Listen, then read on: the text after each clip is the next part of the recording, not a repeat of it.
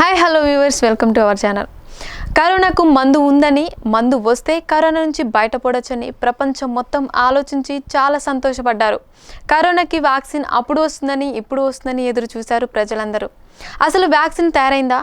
ఒకవేళ తయారైతే ఇంకా ఎందుకు రాలేదు అనే ప్రశ్నలు సామాన్యుడితో సహా నిపుణులకు కూడా ఒక ప్రశ్నార్థకంలో పడేసింది. కరోనాకు మందులు వచ్చి అందరూ దానివల్ల కోలుకుంటే చాలా హ్యాపీనే ప్రపంచం మొత్తం. కానీ ఇక్కడ ఇంకో వార్త బయటకు వచ్చింది. అదేంటంటే అసలు కరోనాకు మందులు రావా, ఆ మందులు ఉన్నా వచ్చినా కూడా అవి పనిచేస్తాయా చేయవా అనే సందేహం ఒకవైపు కరోనా బాధితులకు, మరోవైపు సామాన్యుని వేధిస్తోంది. కరోనాకు ఇదిగో మందు, అదిగో రెండో విడత పరీక్షలు విజయవంతం అయ్యాయంటూ విదేశాల నుంచి సైంటిస్టులు, ల్యాబొరేటరీలు ప్రభుత్వాన్ని రకరకాలుగా ఎన్నో మాటలకు చెప్పుకొచ్చాయి. అయితే భారత్ అందిస్తున్న మెడిసిన్, వ్యాక్సిన్ మరియు అత్యంత ప్రభావవంతంగా పనిచేస్తుందని చెప్పుకున్న హైడ్రోక్లోరోక్విన్, క్లోరోఫీ మందులు ఇక పనిచేయవని WHO ప్రకటించింది. అసలు WHO ఎందుకు ప్రకటన చేసింది? అయితే చైనా ఇచ్చే వ్యాక్సిన్ ధర 4,500 గాను. అసలు WHO ఎందుకు ప్రకటన చేసింది? అయితే చైనా ఇచ్చే వ్యాక్సిన్ ధర 4,500 గాను. WHO పట్ల ఈ అసలు ఏమిటి అన్న అంశంతో అటు భారత్, ఇటు అమెరికా తీవ్రమైన ఆలోచనలో పడింది. దీనా WHO చేసిన ప్రకటన పట్ల భారత్లోని దేశ కంపెనీల పరిశోధనపై తీవ్ర ప్రభావం చూపిస్తుందని నిపుణులు అంటున్నారు. గతంలో కూడా ఈ అంశంపై హెల్త్ ట్రీ ఛానల్లో వ్యాక్సిన్లపై స్పష్టమైన అభిప్రాయాన్ని వ్యక్తం చేసింది. అసలు గతంలో జరిగిన కొన్ని విషయాలని గమనించినట్లయితే దేశంలో ఎన్నో వ్యాక్సిన్లు ఉన్నాయని, అవి పనిచేయవని నిపుణులు, డాక్టర్స్ చెప్పిన మాటలు ఇప్పుడు నిజమవుతున్నాయి. కాబట్టి ఈ మహమ్మారి కరోనా పట్ల ప్రజలు ఇంకా అప్రమత్తంగా ఉండాలి తప్ప ప్రభుత్వం వ్యాక్సిన్లు పెద్దగా పనిచేయవని నిపుణులు తేల్చి చెప్పడం యావత్ ప్రపంచాన్ని ఆందోళనలో పడేసి అందరికీ ఆశ్చర్యాన్ని కలిగిస్తుంది. సో చూసారుగా ఫ్రెండ్స్, కరోనాకి అసలు వ్యాక్సిన్ వస్తుందా రాదా అనే సందిగ్ధంలో అందరున్నారు. కానీ ఒకవేళ కరోనాకి వ్యాక్సిన్ వచ్చినా అది ఎంత మాత్రం పనిచేయదని నిపుణులు చెబుతున్నారు. మరి చూడాలి ఈ కరోనా నుంచి ప్రపంచం ఎలా తప్పుకుంటుందో. చూసారుగా ఫ్రెండ్స్, ఈ వీడియో కనుక మీకు నచ్చినట్లయితే ప్లీజ్ లైక్ చేయండి, షేర్ చేయండి. మరిన్ని మంచి ఇంట్రెస్టింగ్ అప్డేట్స్ కోసం మా ఈ ఛానల్ని సబ్స్క్రైబ్ చేయండి. Thank you.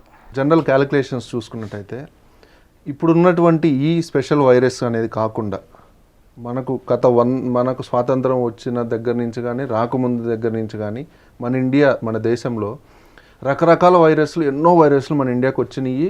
స్టిల్ ఇంకా కంటిన్యూషన్లోనే ఉన్నాయి.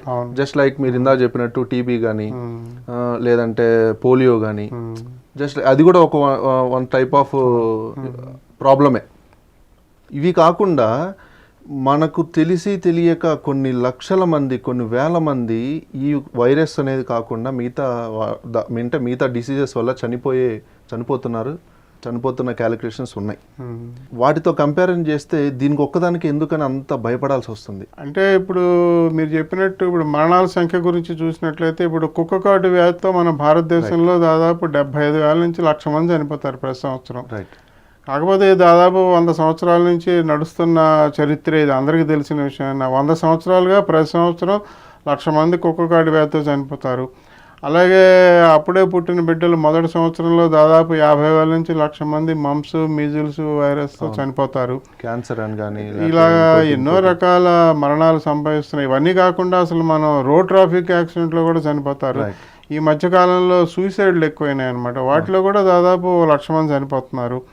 కాబట్టి మనకి మరణాల సంఖ్య అనేది ఎక్కువ తక్కువ అని కాదు. కానీ ఈ కరోనా వైరస్తో ఏంటంటే మనం ఊహించనిది ఏంటంటే ఒక మనిషి నుంచి ఒక మనిషికి సంక్రమించడం అనేది చాలా తేలిగ్గా, చాలా తొందరగా, అంటే 10-15 నిమిషాల పాటు ఒక మనిషి ఇంకో మనిషి ఎదురుగుండా ఒక 5-6 అడుగుల దూరంలో ఉన్నట్లయితే 15 నిమిషాల్లోనే ఆ మనిషి ద్వారా మరో మనిషికి చాలా తొందరగా ఇది ఒకళ్ళ నుంచి ఒకళ్ళు సంక్రమిస్తుంది. కాబట్టి ఈ ఒక భయం అనేది దానివల్ల ఒకటి వచ్చింది.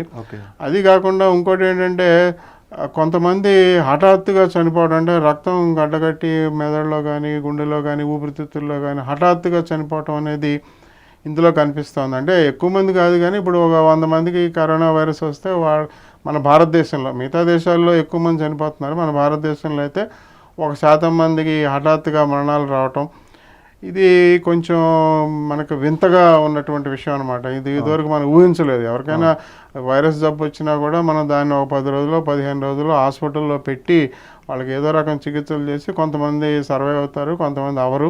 అయినా కూడా మనం దానికి ఏదో కొంత చేసేవాళ్ళం, కొన్ని ప్రయత్నాలు చేసేటువంటి అవకాశం ఉంది. దీనికి అలాంటి అవకాశాలు లేకుండా ఒకళ్ళ నుంచి ఒకళ్ళు సంక్రమించడం చాలా తొందరగా జరగటం, తర్వాత ఏమో సంఖ్య నెంబర్ అనమాట. ఇలా నెంబర్లు ఇవాళ మనకి 100 మంది ఉన్నారంటే మరుసటి రోజు 500 మంది ఉన్నారు, మరుసటి రోజు 1,00,000 మంది ఉన్నారు అని చెప్పి ఇలా నెంబర్లు తెలుసుకోవటం, ఇవన్నీ కూడా ఇదివరలో ఇంత పరిజ్ఞానం కూడా కమ్యూనికేషన్ లేదు, ఇంత జ్ఞానం లేదు. ఇవాళ ప్రతి సాధారణ పౌరుడికి కూడా కరోనా వైరస్ గురించి ఎంతో కొంత విజ్ఞానం వచ్చేసింది, దాని గురించిన విషయాలన్నీ తెలిసాయి. దీనికి ఒక రకంగా మన యొక్క కమ్యూనికేషన్స్, ఇంటర్నెట్ ఇవన్నీ కూడా ఒక రకంగా దోహదం చేశాయి. కాబట్టి ఒక ఫియర్ కాంప్లెక్స్ అనేది వచ్చిందనమాట మనిషిలో.